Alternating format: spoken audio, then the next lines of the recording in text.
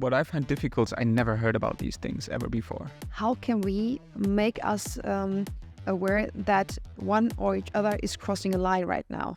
Yeah. Is that person maybe just not really expressive in their emotions, which is absolutely fine, right? Or is that person maybe struggling with something? Leaders are not trained to deal with that. Yeah. The acceptance of it is the most key perspective of it. Welcome everybody to another episode, and I'm back with Cristina. Do you want to introduce yourself? I think let's skip it. I guess people know you already. So Sure. Why do I have you on this? It is a very, let's say, crucial topic. Not crucial, a very interesting topic of mine. And I want to talk to you today about neurodiversity in teams. Why do I find that topic so important? I guess that let's say a lot of people don't have that on their radar, and I think you don't have to be really a saint to help other people in order to improve what they're doing. But what I find more important is to at least give people the space or let them operate in a way that is less frictional for them, so that they can in the end grow and achieve more, and in the end benefit the whole ecosystem, right? That's like a very broad introduction for why I find this important. But I also know that you are, let's say, heavily in that psychology background. And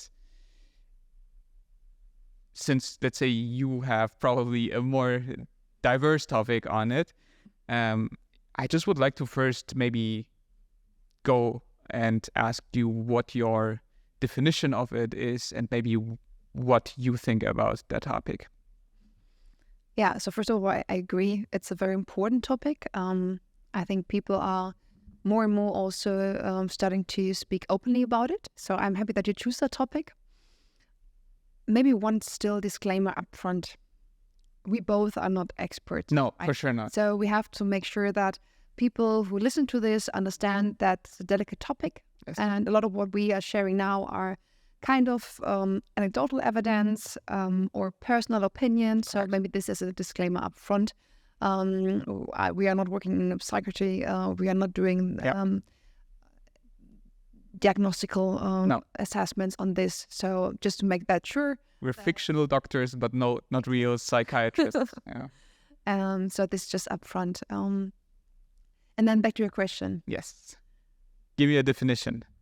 You always start with this definition question. It's important. Definitions have to be. Yeah. So if I can first start off, I think a very easy definition for me is that you have people that are more homogeneous, right? So that are normal in a sense, or have a normal thinking pattern or a behavior pattern that is more aligned with what society expects of you. And then you have the people that are outliers, right? So I would call them the people that are neurodiverse, whether or not you have a pathology behind it or not, but just your way of approach in life, let's say it like this, is a bit different than the norm. With a classic example, for example, if you have, or with an example of how I would describe it is, if you are the normal person that, wakes up, has their breakfast, go to work 9 to 5 in an office job, comes back, has dinner with, the significant other, because it's 2024, and then, I don't know, does some TV watching, and then goes to bed and repeats it, right? And has a very normal life that can just align to a normal 9 to 5, without struggle. That would be a typical, society member. But if you have, on the contrary, someone that, I don't know, struggles waking up early, let's say it like that maybe function in the middle of the day where other people are already done, that maybe are more isolated and have maybe struggle focusing, that is somebody that really doesn't fit into a, typical role of that. Yeah. To be honest, I see it a bit differently. Yes, then please give me your definition. I would just like to distinguish. So again, no expert on this. For sure. No doctor. However, when we really talk about neurodiversity, we talk about neural functions that are different. Yeah. Okay. To, let's say, whatever is perceived in the medical area of average function. Yeah. Correct. So it's really a medical aspect. What you described there can be, despite of that fact, that maybe you have a brain that is working a bit differently. Yeah. It's just characteristics. It's true. So, and I think this is very important. Why it's so important, why for me it's so crucial to really be keen on this distinction, I will disclose during our talk. But I think this is very important to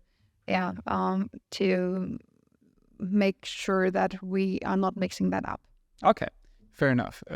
Maybe on the controversy side, sure, these are characteristics, but it can also have certain impact due to your pathology behind it, right? So if people are, I don't know, like not able to focus, it could be, let's say, a case of ADHD or something like that, right? So, yeah, I did not disclose it. What I just would say is like certain characteristic that could lead, or not could lead, but like that could show that you have a person that is, neurodiverse or has another approach in life. So just to maybe play that ball back to you. That's just.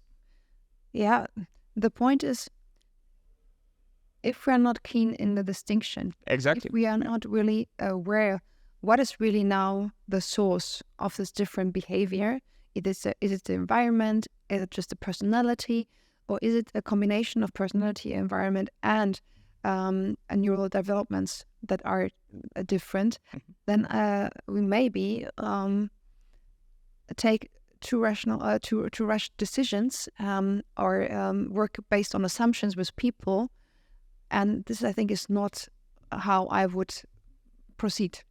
That's why we really like to go into this topic, because you can already see in our conversation how difficult it is in a work environment, right? And I don't also want to use it to judge people into quickly. But I just want to maybe also have that broadened understanding maybe in our discussion, and also maybe the viewers can give us their like a more in-depth perspective on it. But that's why I find it super tricky, right? Like you cannot really, until somebody is diagnosed with something, you cannot for sure say that they are neurodiverse. But still, you have to deal with that person, even if it's not, let's say, diagnosed, you still kind of need to find common ground. You still need to give them the ability to excel, to feel comfortable at what they do and to grow them, right? Even though they might have different approaches. So if you have that, let's say, as a definition set, how should I phrase it now? How do you ensure that you still have foster an environment where you can develop these people, not labeling them, but to have a common understanding, so if you have your normal 9 to 5 people, right? Or even hell, I take my dad for example, right? Like they start working from 4 until, 12 or 1, right? Labor workers. As soon as somebody steps in that comes from school or whatever, and people need to wake up at 3 o'clock and start working at 4, and they come in slouchy and so on. It's already man up and you have to do it now, right? Yeah. So if you forget neurodiversity for a second now, but these are the kind of, let's say, behaviors that come in where if people would have awareness, you could start shaping it differently and maybe also build them up, right? So how do you, let's say, foster an environment that has that topic in mind, but doesn't discriminate? Yeah. So first of all, understanding, as the term it already saying or giving us an idea, is it's diverse. So neurodiverse means you can have on a scale from you have hyperactivity, in the behavior of a person, maybe due to ADHD, But maybe you have on the other hand SK people that are even facing autism and have very much struggles with changing environments, changing structures, communication, social interaction, and are more, let's say, very silent, so not really the hyperactivity. So first of all, understanding what kind of diversity we are facing here. Yeah, I think this is what I mean with we have to be very conscious and keen about what we are talking, and this is why we can, just by observing, try to create a hypothesis that we maybe have now 2 people on the team that are more on the hyperactivity side or scale or range, or more into this I would like to be for myself, please let me alone scale, to just simplify it. So depending on what diversity we face, we can then discuss, align in the one-to-ones, but also then jointly with the team, how an environment could look like that everybody feels comfortable. Because I think this is also something that I'm not a big fan, that we are focusing then especially on the person that is having maybe, let's say, neurodiversity behavior.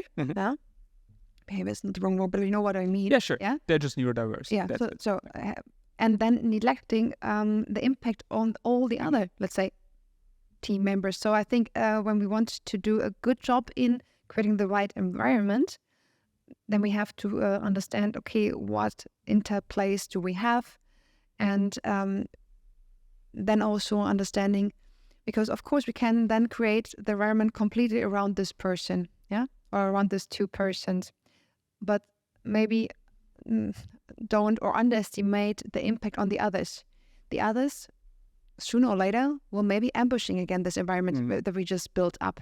So first of all, creating the understanding why we need to adopt a bit the environment on all the sides, and then having a clear understanding what are the first little steps, and then by this exploring. So not being too rigid and not being too fast and not being too complex. So starting with small little adjustments, and starting also by the person that is neurodiverse to understand what is your biggest challenge, and starting from there, and what is your biggest wish.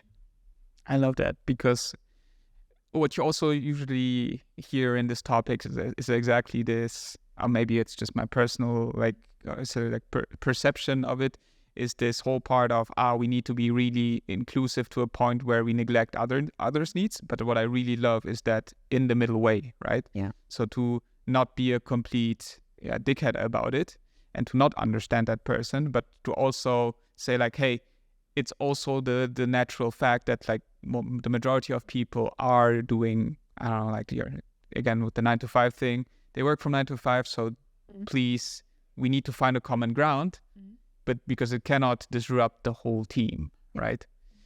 Let's say we have done that assessment, right? And like, how do you then go towards the team and try to bring that awareness? Is that something that you have been? Yeah. Please give us. Yeah, I've experienced it quite more than once. I've experienced this in the context of team coaching, but also in the context of leadership coaching. Before we go to how then we approach the team and how do we create the environment, maybe one last sentence on the topic of understanding really what is what happening here. If we really think that there is a neurodiversity, like really based on neural differences, then it's still recommendable to run a test. Yeah. Oh yeah, for sure. So I don't want to exclude that.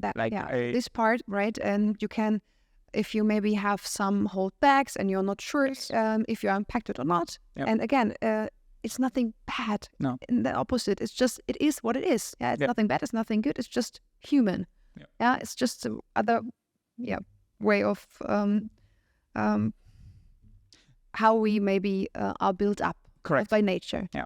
And so there is no right or wrong or good and bad.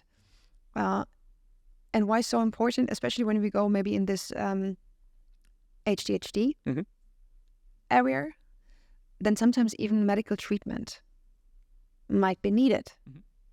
And here you just need the experts. And you can do, of course, some self-assessment or self-tests. They are from, I think, University of Innsbruck, and also some other universities have these type of self-tests. Yeah. To be fair, I'm not that big fan of that either. Why?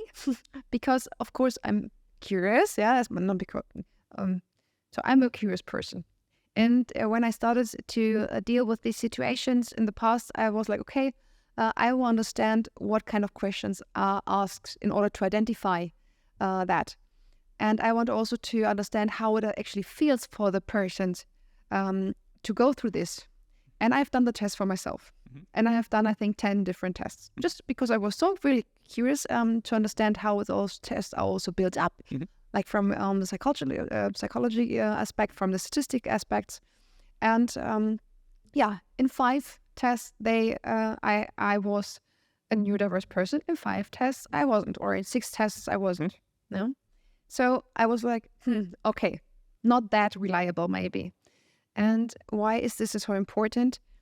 I experienced also that people that were not officially going through this analysis, through a thorough analysis, that they use that, and this is a very, very strong situation, but I am just sharing this because I think that's so inappropriate.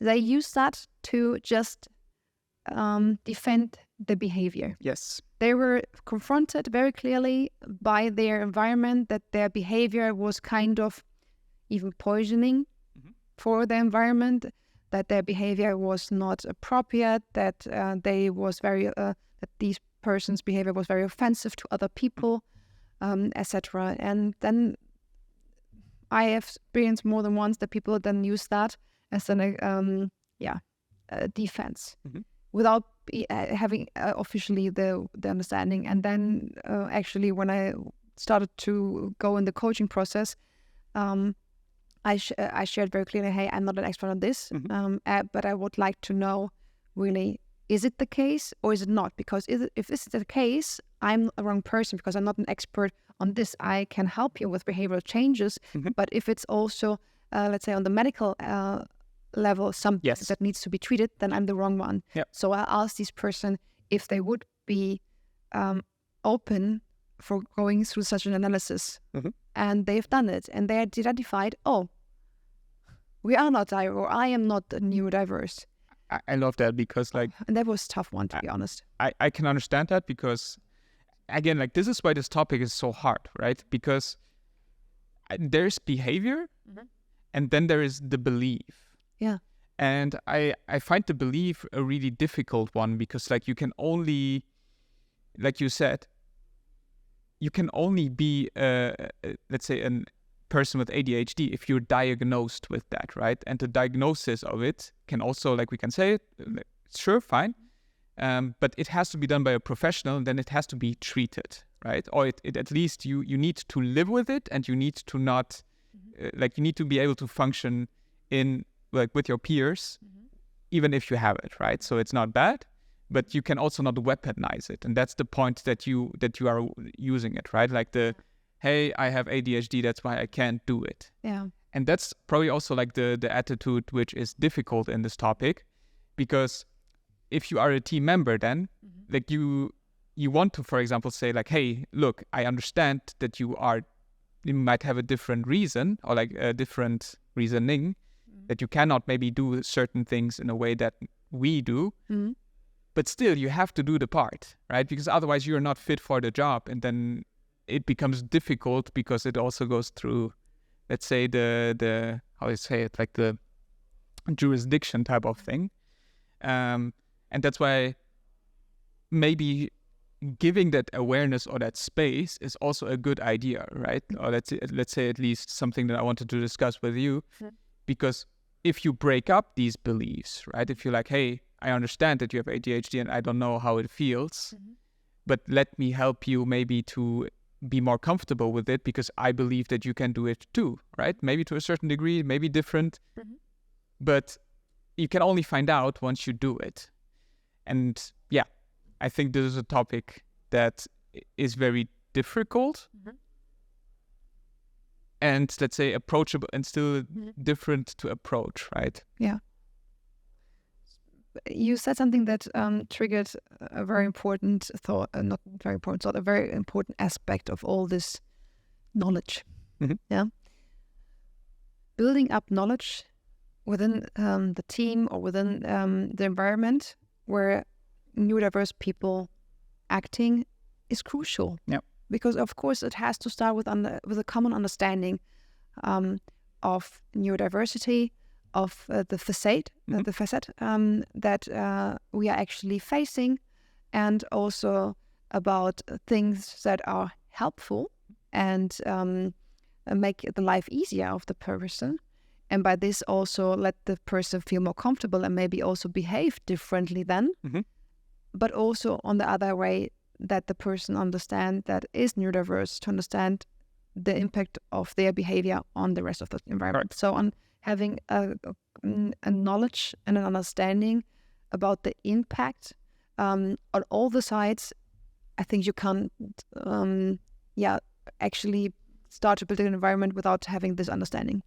Awesome. And I really like this point now, because now we took the weapon, right? Like that is, hey, I have unclearable ADHD, and the other people are like, yeah, I really hate it. Now you set up the environment, be like, hey guys, I understand.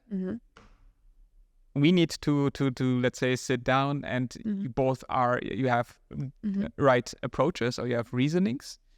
And now how do you take this when you de-weaponize that situation, and how do you build up that knowledge? Do you bring in a professional, like a psychiatrist or someone, or do you like a medical trained person, or are there people maybe that can do that job too, where they can go into companies maybe and set up a training where you will not only de-weaponize it, but also like, how do you have the German word now, I'm brain, but like how do you diffuse correct like the whole situation in the end? So I think starting with, for example, an awareness training on the topic, it's a very good starting point. Yeah, and there are several providers for these kind of trainings out there. So, but the training is just a starting point. Yeah, and then there are also several trainings, trainings on general awareness, trainings on conflict management with regards to the specific topic. Trainings on how to actually build the physical environment, work environment. So there are very different trainings on that from different providers, because this topic is so broad. This is why there are so specific companies out there that are focusing very much on, for example, the physical environment, like sound, light, furniture, how you actually build up the working spaces, that you have rooms where people can have their complete silence, etc. So but I think starting with a basic training on the topic itself is a good one. And then understanding, okay, what field do we would like to tackle first? And there is the point of having this training as a team, as an environment, as a corporate, and having individual training and coaching sessions. But you need a plan. So also the training that you choose, or the trainings or the actions that you choose, should somehow follow a bit of a plan. Again, you can start with some small adjustments. Maybe, for example, acknowledging that there are people that, for example, can't focus longer than 20 minutes or 30 minutes in a meeting. I had the situation where everything longer than 20 to 30 minutes was really tough. So what we have done, small adjustments, we tried to make it in that way, so set up meetings that they are between 20 and 30 minutes. And in case and very often we need more, then we had always a 5 to 10 minutes break after the 30 minutes. It's just a little thing, helped. then we also introduced a joint walk and talks, because also we know that when we walk, our brain is fed with more oxygen, and this is helpful. It's also decreasing stress, also when we move. So for specific things, we then just introduce a walk and talk format. No, I like that. I mean, that's... let me think about how to phrase it, because what I find difficult is I never heard about these things ever before, right? Yeah. So, I mean, I've been also in companies, and I also sometimes have seen, let's say, these teams where there was a person, because like you talk with them sometimes, and this has never like shed the light, right? Like I've never seen companies take the initiative to really say like, hey, look, we will go down this rabbit hole because we want to see that the team is more efficient. And what you describe is just like quite a lot of, let's say, the besides the training sites, but like setting up the correct furniture, ensuring the rooms are there, the correct lighting, the sound. Like that's something that probably a lot of companies are doing right now. It's probably also why everything looks the same kind of. But yeah, the training side I find just very fascinating. Maybe also then talking about, we have training, we have specific coachings, maybe we have setting up the environment. Yep. Environment can mean work processes, but also physical work environment. There's also something that I think it's very powerful, and having really a very, very open dialogue. Oh, yeah. Now we get into the bad part. Not bad part, but like the tough part. The tough part, yeah. That's a good one. So what I experienced is that neurodiverse people in the past were struggling a lot. I see now, at least in the social networks, that people are opening more and more up, but they were struggling to actually acknowledge this.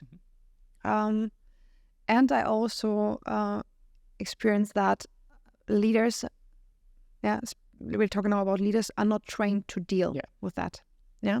So I don't know, if you take, for example, how to become a leader, a team leader, how to become, a vice president, and these are your basic trainings, you most likely will not find on this list how to deal with neurodiversity. Yes. Yeah. And this means also that we are not trained to actually, in the day-to-day interaction, to interact with each other.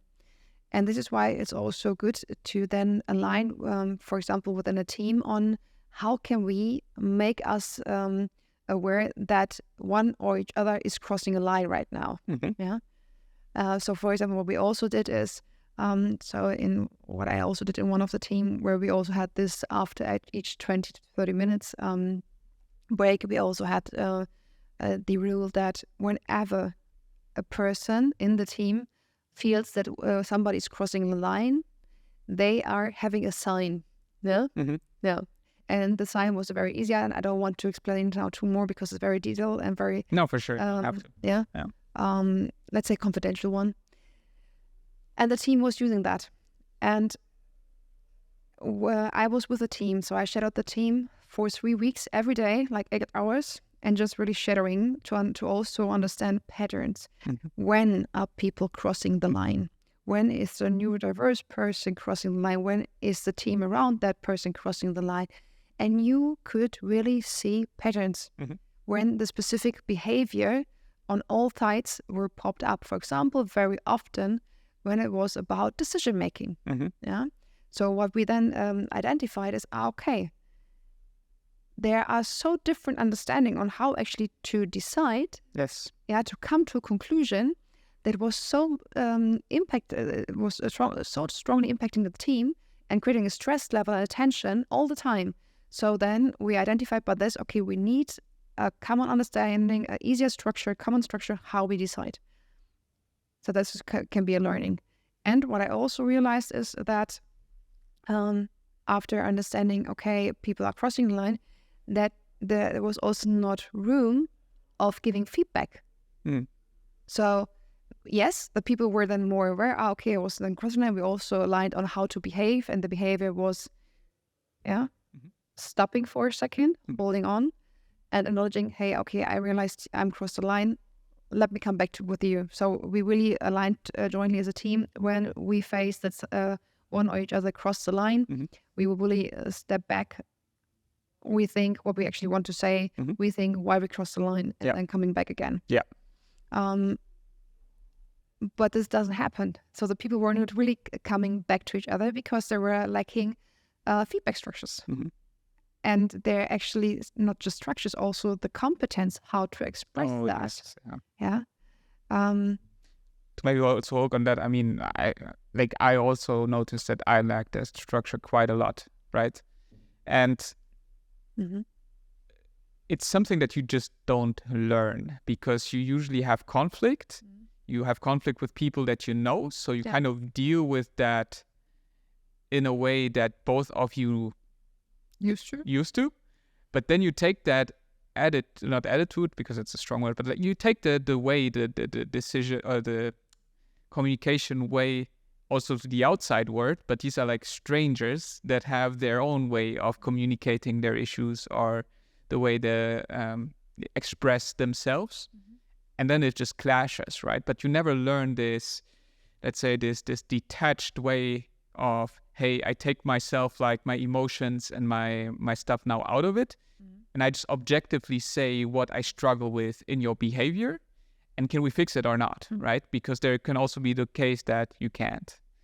But this detachment, at least, and facing that, like having a conversation about it, is such a basic skill that I don't see just being taught, right? Like for me, it's now like when I observed it, or at least heard it, I immediately was thinking, like, why is this not taught in school? And like just a simple class of, hey, this is how you solve issues on a streamlined way with peers in society, because you will then at least have something to grab on, right? And I think if you're a child, or like if you grow up, you just look to the left and right, and you just look at, how do my parents solve the conflict? How do my friends solve a conflict? Yeah. And then you just grab on like all these patterns, which then you make your own style out of it, and then you come forward, right? With that style, and then they just clash. But yeah, it's just like my personal like realization when you said that story about like resolving conflict, about, hey, this is what bothered me. We take like, I don't know, even a day or maybe two off, just think about it, come back and just have a conversation about it to solve it. Yeah. It's actually kind of very sad, I think. I mean, it's quite some time that we both went to school, right? Yeah, for sure. However, my niece is now 17. She's turning 18 this year. And I'm very close with her. And through this, I still have kind of the connection to the current school system and to the content that is being taught at schools. And I see a small change in that, system, that schools slowly understanding that there is more than English, German, so languages, mathematics, and biology. That is important for life, important for people that are growing up to learn. Still is for sure not something that is already normal. Learning how to deal with conflicts. Unfortunately, I think it would solve a lot of problems. Quite early on, and it would also lead to a generation that has a higher resilience. Yeah, not only that, to deal with issues. Yeah, but I also find like it would lead to people knowing what they want. And then also being fine with just separating, right? So if we have a conflict, but like I still cannot go in the direction that you want me to go, and you can't go in the direction that I want you to go. Like it's just like you cannot do anything about it, right? But what you can do is like shake hands and say like, hey, okay, then we cannot work in that topic, and you just dissolve, but at least you have figured it out, right? And you have done it in a commonly matter instead of just, like going heyday about it. And that's like to swing it back maybe to the neurodiverse topic, is I think like these kind of basic issues are obviously then like magnified because you have people that are different, right? That behave different already from the norm. You really sparked a thought now. You know what I experience very often is to be able to actually shake hands, to get to the point that we shake hands, that we agree on something, we have to acknowledge that there is something, right? Yep. And I realize that we are struggling. We means the person who maybe is neurodiverse to actually speak up and to share this, because they maybe don't know surely if they are neurodiverse or not. They maybe have not diagnosed it officially, or they don't even are aware about neurodiversity. Yeah, they maybe just think I'm maybe not right, or I'm right and everything else is wrong here. Yeah. So I think we have a bit the chicken egg issue here. So the person who is neurodiverse maybe is not doing the first step and approaching the environment and sharing that. And on the other hand, we have maybe team members, peers, and they not feel comfortable to address it, or again, are maybe not aware what exactly to address, and maybe a leader that is not able to take actions or to address that and to really talk about that. So I think we have to somehow make it more natural and more easy to talk about the things like that, right? And here's the question: which responsibility is that? And I think it's shared responsibility. But first of all, and you know that I really believe that it starts with us. So everything has to start by themselves. So if I think I have some preconditions, and I realize that these preconditions lead me again and again and again in situations that I not feel comfortable, then it's my responsibility to speak up.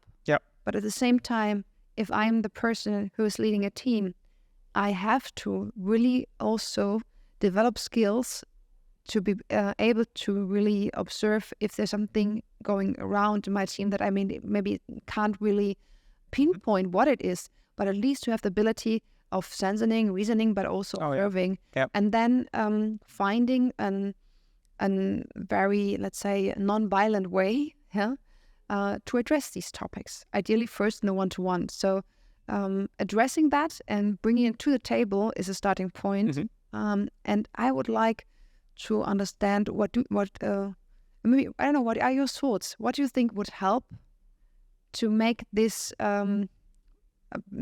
first step less difficult? To be honest, to be very open about it and show your shortcomings first too. So naturally speaking, what I find difficult when I personally can't or like won't open up just is if people have a predisposition of their perspective on me, right? So if somebody is always already saying like, hey, this is the way that you have to behave, or this is the way that things are, please, align and deal with it. It's like, there's no way that I will go to that person and be like, hey, by the way, and start opening a dialogue, right? Because if a person doesn't want to hear it, then it's difficult to start it.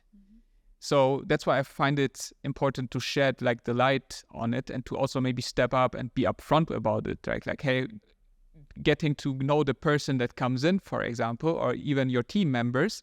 And like you said, noticing these small things, right? Like, it's like, we have something and I don't know, like a lot of people are happy and some people don't share any expressions, right? And to get to know like that person and to be like, hey, I don't know, like Timo, I've seen that you like not be so like excited about the news. Can I just ask you openly why? Like, because for example, in my perspective, like this and this has a positive impact, and like I really like that. You can start a dialogue already, right? You can start to understand, is that person maybe just not really expressive in their emotions, which is absolutely fine, right? Or is that person maybe struggling with something, right? Like, is there some workload behind that? Is there, I don't know, like certain fears behind it that come with that news. But by just being naturally curious and not slamming in the doors and having that open communication style, like you said, also sitting down in a one-on-one and be also that person that can open up and also accept it, right? Because I find the acceptance of it is the most key perspective of it. As soon as people see that or feel it, which is probably more important, like sense it, then they will also come to you and be very open about it, right? Like, oh, that person really wants to understand me. They don't want to just like harm me. And I think the next step is just to also show that you don't weaponize it, right? So that you don't use that information to then like backstab them. Because otherwise, if you see these types of behaviors, like you will not open up, at least me personally. So that's why I find it important to just be aware, to ask questions, to really care, like to be sincere about that person and not weaponize it. Maybe. What do you think about the fact, maybe it's a wrong assumption? Yeah, sure. But I hear a bit of what, so while you were explaining this, that the matter of trust is also a big one. Yeah, for sure. Yeah. So if you don't trust the person that they will listen carefully first without judging, or if you not trust the person that they will not use it against you, or if you don't trust the person that as soon as it's spoken up, they will use it as a weapon against you as a leader, I don't know. Yeah? Right. So building then a trustful relationship can be something that, right? I think this is something that I experience very often. We can root cause it back to a lack of trust in the team or in a relationship. Yeah. So what do you think could help to build the trust? So that's a great question. I really don't, like, I would have to throw that ball back to you. Yeah. I just think it's just a time accumulative trait that you get to, let's say, obtain with another person. Hadson's method. Okay, let's go. What do you think can lead to the fact that trust is not building up or build up? There's many reasons. Yeah. So let's talk about some of them. I cannot tell you on top of my head right now. There's probably just like stuff like you don't like. It's what I kind of already phrased with the not being sincere, not listening, you already said some. Not being there, just putting your perspective over others. Like it's just stuff like that where you're like, at least I just turn off. Like I don't put that person aside. Like I still listen, but I just would not necessarily act, if that makes sense. Yeah, I think it makes sense. What would be for you the case then? So I think lacking trust can have different root causes. Yeah. So now again, anecdotal evidence. Of course, like it's all anecdotal. Yeah. What I have experienced, what is not helping to build trust, to speak up openly from both sides or from all sides, is when you have the feeling that people not take actions. Yeah. Why is this so important? Speaking up costs us. Oh, that's a good one. Right? Yeah. It costs us strength to really speak about it, no matter from who's addressing that. And when you put this, when you invest this energy into speaking about it openly, making yourself vulnerable again from all perspectives, and nothing happen. Oh yeah. Then, again, just what I experienced, this is really threatening a trustful environment, a trustful relationship. So making sure when we speak up that maybe we also address a wish that can lead to actions. And then, and I don't say that directly in the first dialogue there has to be actions aligned, but at least a wish expressed. Yeah. So from where on we can say, okay, I understood your wishes, your expectation, you understood mine. We both understood the individual perspective on this. okay, let's at least align on that we will meet again in 1 week, in 1 month, and we both take our time to understand what could be specific next action, because I think aligning on actions shows commitment. Oh yeah, for commitment that we want to work on the situation, right? Based on my experience, this is something that is very often neglected, not taking actions, and yeah. Yeah, I love that because it also showcases that. Let me think about it quickly. But for me, it just showcases that you are willing to invest into that person, and that you just don't see them as something that you kind of, they're not like a chess piece type of situation, right? Where you will just say like, you have to function like this because you're not an AI, you're not like a chatbot, right? You're not? You're sure? I'm pretty sure. But that you really showcase like, hey, we have something like I want to truly either help you or at least I want to understand you and not judge you on certain things, right? And you follow up or like you actually show it through the action. And I think the other way around is the same, right? If you are the person who is neurodiverse, correct, and maybe people around here are asking you a commitment to the team, to the company, you have also a chance to say, hey guys, I understand that my behavior maybe led to the assumption that I don't care about you, I don't care about the team, but by actually aligning on actions, on specific outcomes you want to generate on both sides. So again, from my perspective, it always has to happen on both sides. Yeah. Otherwise, it's not balanced. This is also showing, okay, both parties or all parties are willing to work on this. Yeah, I love that. So maybe it's a good finishing note because it's quite a deep, let's say, topic that we can go into. It's a very delicate topic, but I am very happy that you brought it up, and I hope you maybe can inspire some people to for sure. Up. Like we need to. But it's a great conclusion. So people take action, and where can people find you? Still, still in the very well-known social network called LinkedIn. I think that's the most easy way. Yeah. All right. Good. Thank you very much, Cristina. It was nice. Thank you, guys. Thank you, guys. Bye. Ciao.